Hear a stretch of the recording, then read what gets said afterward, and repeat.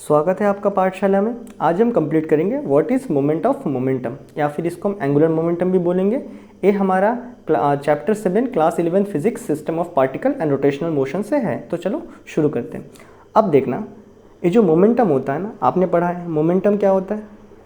Momentum होता है आपका मास इंटू वेलोसिटी, यही होता है ना मोमेंटम।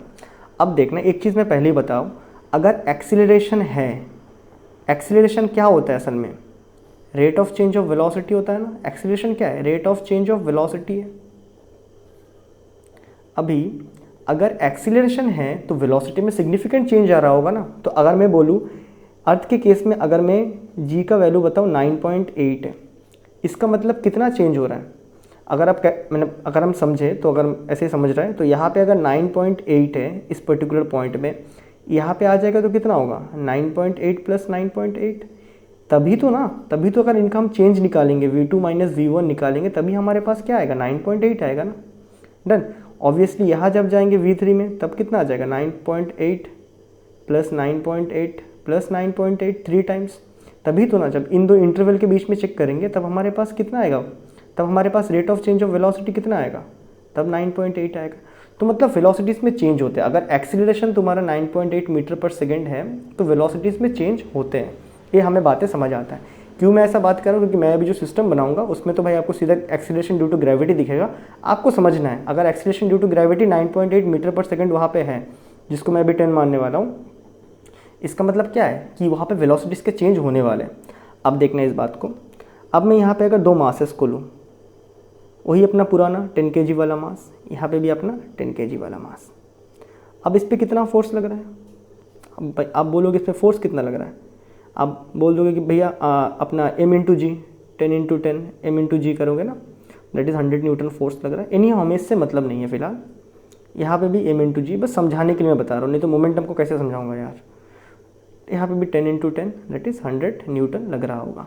अगर मैं इसको यहाँ पे बांध दूंगा, एक सिस्टम ऑफ पार्टिकल बन चुका, क्योंकि इनके बीच में मैंने कनेक्शन बना दिया। फोर्सेस तो है, कुछ तो फोर्स लग रहा है ना, कनेक्शन बन चुका है इनके बीच में।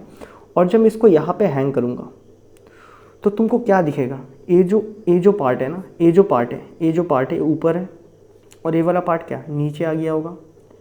अब एनीहाउ इन पे फोर्सेस सेम लग रहे थे, लेकिन जब वो इस तरह, जब यहाँ पे जब ऐसे घूमेगा ना, देखो यार अगर मुझे घुमाना है तो ऐसा घुमाना होगा ना। नीचे वाला पार्ट क्या हो रहा है, नीचे वाला पार्ट क्या हो रहा है, जल्दी मूव नहीं कर रहा है। अगर तुम पेन को देखो, इस पार्ट को और पीछे वाले पार्ट को, तो अगर मुझे घुमाना पड़े तो ऐसा ना, नीचे वाला पार्ट क्या दिख रहा है, कितना जल्दी घूम के कितना जल्दी आ गया।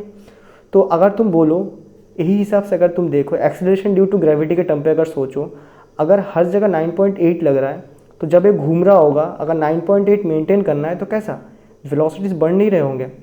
तो मतलब क्या है, ऐसा वेलोसिटीज़ अगर मैं बोलूँ इस पॉइंट पे क्या होगा, वेलोसिटी अगर 10 रहेगा इस पॉइंट पे, यहाँ पे वेलोसिटी कितना है, इस पॉइंट पे मान लेते हैं वेलोसिटी 20 आ चुका है, इस पर्टिकुलर पॉइंट पे कितना 30 आ चुका है। तभी तो इनके कंसेक्यूटिव माइनस करने पे कितना आ रहा है हमारे पास, 10 मीटर पर सेकंड का वेलोसिटीज़ आ रहा है ना, मतलब एक्सीलरेशन आ रहा है ना, एक्सीलरेशन जी, तभी तो इतना आ रहा होगा ना। अभी जब हम माइनस कर रहे होते हैं तो ये बातें हमें क्लियर हुआ कि नहीं, बताओ पहले। क्योंकि हम देख सकते हैं, सिंपल यहाँ पे ही देख सकते हो तुम कि ये वाला पार्ट, नीचे वाला पार्ट क्या हो रहा है, बहुत जल्दी मूव कर रहा है, और ये वाला धीरे धीरे, मतलब वेलोसिटीज़ में ज़्यादा चेंज किसमें, इसमें ज़्यादा चेंज है। तो अब हमने देखा था मोमेंटम होता है मास इंटू वेलोसिटी, तो यहाँ पे मास तो मैंने सेम 10 kg रख दिया था, लेकिन मोमेंटम यहाँ पे किसके ऊपर इफेक्ट, इस तरफ लेंथ ज़्यादा था। अब देखो इस तरफ लेंथ ज़्यादा था ना, देखो मैंने जब यहाँ पे इसको टाई अप किया था तो इस तरफ लेंथ ज़्यादा था, तो ये वाला पार्ट जल्दी घूमा, ये वाला पार्ट धीरे धीरे। नहीं तो आप ऐसे करके देख लो ना, कोई तरीका ही नहीं है यार। तुमको अगर घुमाना ही है ना, तुम देखोगे नीचे वाला पार्ट ज़्यादा जल्दी घूमेगा। अब नीचे वाला पार्ट ज़्यादा जल्दी घूम रहा है, इसका मतलब क्या है, वेलोसिटी ज़्यादा है उसके पास। ये बातें तो हमें समझ होता है ना, ये बातें हमें समझ आता है।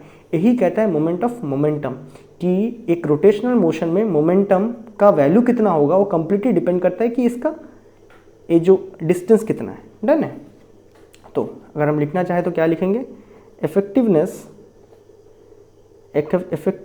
ऑफ, डेफिनेशन है effectiveness of momentum in rotational motion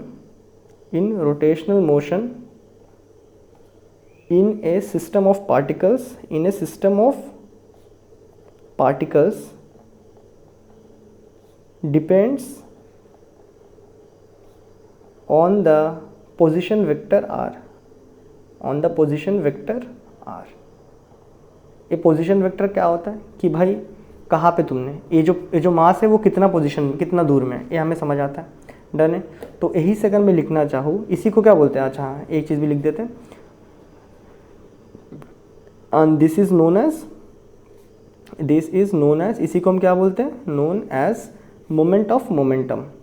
इसी को क्या बोलते हैं, मोमेंट ऑफ मोमेंटम। डन। इस मोमेंट ऑफ मोमेंटम को ही हम बोलते हैं एंगुलर मोमेंटम। इसी को क्या बोलते हैं, एंगुलर मोमेंटम। क्या बातें हमें समझ आया।